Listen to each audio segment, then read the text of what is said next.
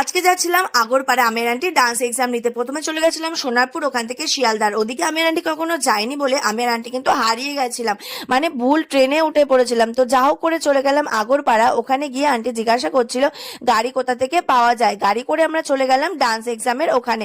ওখানে গিয়ে কিন্তু একটা স্পেশাল চাইল্ডের সঙ্গে দেখা হয়েছিল। আমার ওর সাথে মিট করে ভীষণ ভালো লাগলো। আর ওখানকার আন্টিকে অনেক থ্যাংক ইউ যে একটা স্পেশাল চাইল্ডকে এত সুন্দর করে ডান্স শেখায়। আর ওর সাথে মিট করে কিন্তু ভীষণ ভালো লাগলো। তারপর ডান্স এক্সাম শেষ হতে আমের আন্টি চলে গেছিলাম আগরপাড়া স্টেশনে। ওখান থেকে চলে গেছিলাম শিয়ালদা। শিয়ালদা গেলে কিন্তু আমার এই পাখাটা দেখতে ভীষণ ভালো লাগে। তারপরে আমরা লোকাল ধরে চলে গেছিলাম সোনারপুর। আন্টি বললো দাঁড়া, তোকে আর বুবাকে একটা রোল কিনে দিই। তো আন্টি রোল কিনে দিল। তারপরে আন্টি চলে গেছিল বাড়ি। এরপরে আমি আর সোনামা গেছিলাম সোনার জন্য রেনকোট নিতে। রেনকোট নিয়ে চলেছিলাম বাড়ি। আর বাড়িতে এসে কিন্তু প্রচন্ড টায়ার্ড হয়ে গেছিলাম, তাই আর ভিডিও করা হয়নি।